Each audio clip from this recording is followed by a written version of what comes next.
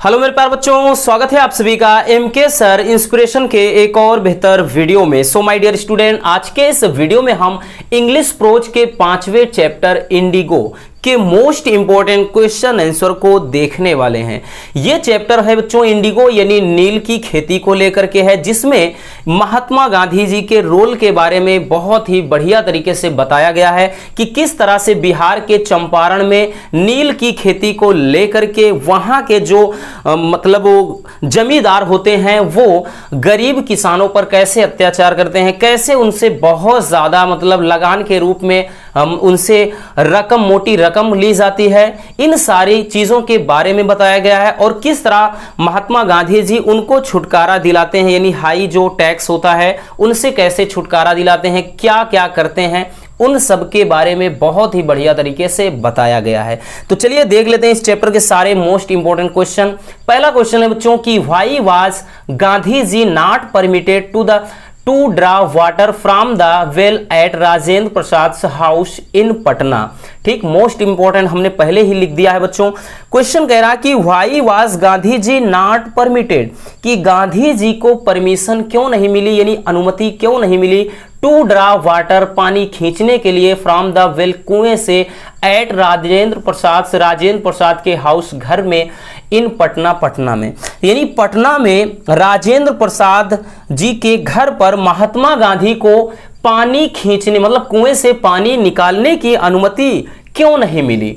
ठीक, चलिए देख लेते हैं बच्चों। तो लिखेंगे Gandhi ji was not permitted to draw water from the well at Rajendra Prasad house in Patna. देखिए यही फायदा होता है बच्चों आपके जो शॉर्ट क्वेश्चन होते हैं। ठीक, इसमें 4 नंबर आपको मिल जाएंगे बड़े आसानी से।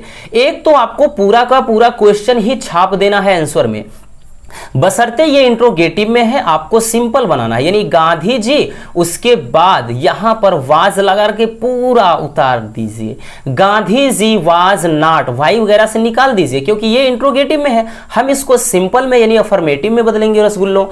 तो लिखेंगे वही चीज कि गांधी जी वाज नॉट, देखिए पूरा, permitted to draw water from the well at Rajendra Prasad house in Patna. इतना उतार दिया कि गांधी जी को राजेंद्र मतलब पटना में राजेंद्र प्रसाद जी के घर से कुएं से पानी निकालने की अनुमति नहीं मिली। बिकॉज, क्योंकि सम ड्रॉप्स फ्रॉम हिज बकेट, क्योंकि उनके बाल्टी से कुछ जो बूंदे हैं पोल्यूट माने दूषित कर देती, ठीक, द इंटायर वेल, संपूर्ण मतलब कुएं के पानी को, क्योंकि उनके जो बाल्टी से पानी की कुछ बूंदें निकलती या गिरती, वे क्या करती, पूरे कुएं को दूषित कर देती। आगे लिखेंगे बच्चों, it is why his servant knew that Gandhi ji was untouchable. It is why, यह इसलिए हुआ क्योंकि कह रहा हिज सर्वेंट, उनका जो नौकर था, न्यू जानता था, that Gandhi ji was untouchable, मतलब जो गांधी जी हैं वो क्या थे, अछूत हैं। ठीक, अछूत का मतलब जो छूने योग्य ना हो। ठीक है ना, यही कह रहा है कि इट इज वाई, यह इसलिए है कि उनका जो नौकर था, यानी राजेंद्र प्रसाद जी का जो नौकर था, वो जानता था कि गांधी जी क्या हैं, अछूत हैं, इसीलिए उन्हें कुएं से पानी नहीं निकालने दिया गया। ठीक है ना, चलिए स्क्रीनशॉट कर लीजिए बच्चों, फिर हम देख लेते हैं नेक्स्ट क्वेश्चन को। चलिए दूसरा क्वेश्चन है बच्चों कि हु वाज राजकुमार शुक्ला। राजकुमार शुक्ला कौन थे और व्हाट वाज हिज स्पेशलिटी। देखिए राजकुमार शुक्ला कौन थे और उनकी ठीक विशेषता क्या थी, यानी उनके अंदर ऐसी कौन सी खूबी थी। चलिए देखते हैं बच्चों कैसे लिखेंगे। लिखेंगे Rajkumar Shukla was a sharecropper of Champaran in Bihar. ठीक, जो राजकुमार शुक्ला थे वाज ए शेयर क्रॉपर का मतलब बटाईदार, ऑफ चंपारण यानी चंपारण के, इन बिहार माने बिहार में। तो राजकुमार शुक्ला बिहार में चंपारण जिले के क्या थे, एक बटाईदार थे। ठीक, चंपारण क्या है, बिहार का एक जिला है। तो राजकुमार शुक्ला बिहार में चंपारण जिले के एक बटाईदार थे। हिज स्पेशलिटी वाज दैट, उनकी खूबी यह थी, दैट की ही वाज इलिटरेट। देखिए इलिटरेट का मतलब होता है बच्चों अनपढ़।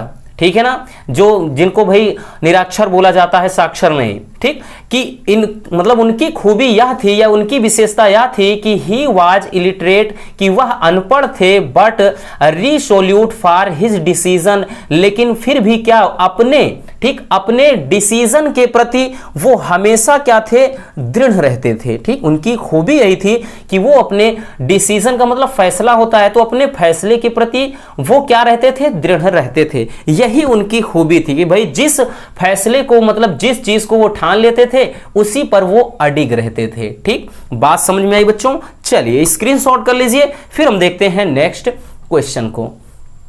चलिए नेक्स्ट क्वेश्चन है बच्चों, क्वेश्चन नंबर 3। ये तो बहुत ज्यादा इंपॉर्टेंट है कि व्हाई डिड गांधी जी, लिख सकते हैं भाई, गांधी अकेले नहीं, अच्छा नहीं लगेगा, बिल्कुल महापुरुष हैं। तो why did Gandhi ji agree to a settlement of कह रहा है 25% रिफंड टू द फार्मर्स। कह रहा why did Gandhi ji agree, Gandhi ji सहमत क्यों थे, टू ए सेटलमेंट यानी समझौते से, आप 25% यानी 25% रिफंड यानी वापसी, टू द फार्मर्स माने किसानों पर। तो कह रहा है क्वेश्चन में कि गांधी जी किसानों को 25% वापसी के कह रहा है कि भुगतान पर, ठीक, भुगतान के समझौते के लिए यानी सेटलमेंट समझौते के लिए कह रहा एग्री यानी सहमत क्यों थे। ठीक, तो जो 25% मतलब वापसी के लिए गांधी जी सहमत क्यों हो गए यानी क्यों सहमत थे। तो चलिए रसगुल्लों देख लेते हैं कि इसका आपको आंसर कैसे लिखना है। बहुत ही सिंपल है कि Gandhi ji agreed to his settlement because, कह रहा है कि गांधी जी एग्रीड यानी गांधी जी सहमत हो गए थे, टू हिज सेटलमेंट अपने समझौते से। ठीक, गांधी जी अपने समझौते से क्या थे, सहमत थे, बिकॉज क्योंकि the landlords had been obliged to surrender a part of money, क्योंकि जो जमींदार थे had been obliged to surrender, वो क्या थे मतलब समझौते को मान गए थे, ए पार्ट ऑफ मनी यानी जो भी धन की वापसी को लेकर था। ठीक, तो जमींदार धन की वापसी को लेकर के क्या थे, मान गए थे, and with it part of their prestige, और ये जो बात थी उनके सम्मान से जुड़ी हुई थी, अर्थात लिख सकते हैं कि यह उनकी प्रतिष्ठा का हिस्सा था, इसीलिए क्या थे, वो मान गए थे। ठीक, इस मतलब जो समझौता हुआ था वो जमींदार क्या थे, उसको मान गए थे। ठीक है ना, चलिए स्क्रीनशॉट कर लीजिए बच्चों। उसके बाद हम देख लेते हैं नेक्स्ट क्वेश्चन को।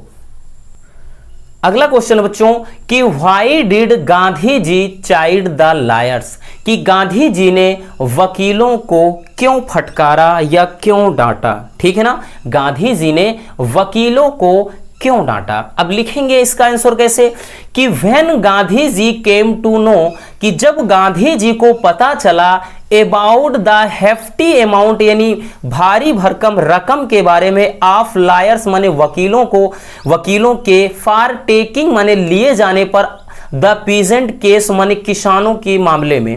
ठीक है ना, यानी जब गांधी जी को पता चला कि जो मतलब लायर्स हैं वो किसानों से एक भारी भरकम रकम ले रहे हैं, तो ही चाइडेड उन्होंने डांटा, द लायर्स माने वकीलों को, फॉर कलेक्टिंग माने इकट्ठा करने के लिए, बिग फीस मतलब भारी भरकम fees, from the poor share croppers गरीब बटाईदारों से। ठीक, यानी अब इसको देख लेते हैं फिर से एक बार कि जब गांधी जी को पता चला, ठीक, यानी जब गांधी जी को पता चला कि जो वकील हैं वो क्या है, गरीबों के मामले में यानी गरीबों के केस के मामले में क्या है, भारी भरकम जो मतलब भारी भरकम रकम उनसे ले रहे हैं, तो ही चाइडेड द लायर्स, तो उन्होंने क्या किया, उन्होंने यानी गरीब बटाईदारों से भारी रकम लेने के लिए वकीलों को क्या किया, डांटा। चाइडेड माने उनको फटकारा। ठीक है ना, तो ये इस चैप्टर के 4 सबसे ज्यादा पूछे जाने वाले क्वेश्चन है और उनके आंसर। उम्मीद करता हूं बच्चों ये वीडियो आपके लिए काफी ज्यादा हेल्पफुल रही होगी। अगर वीडियो पसंद आए तो प्लीज वीडियो को लाइक कर देना, नए हैं तो चैनल को सब्सक्राइब जरूर कर लीजिए। मिल रहे हैं किसी और ऐसे मजेदार वीडियो के साथ। Love you, bye bye, take care.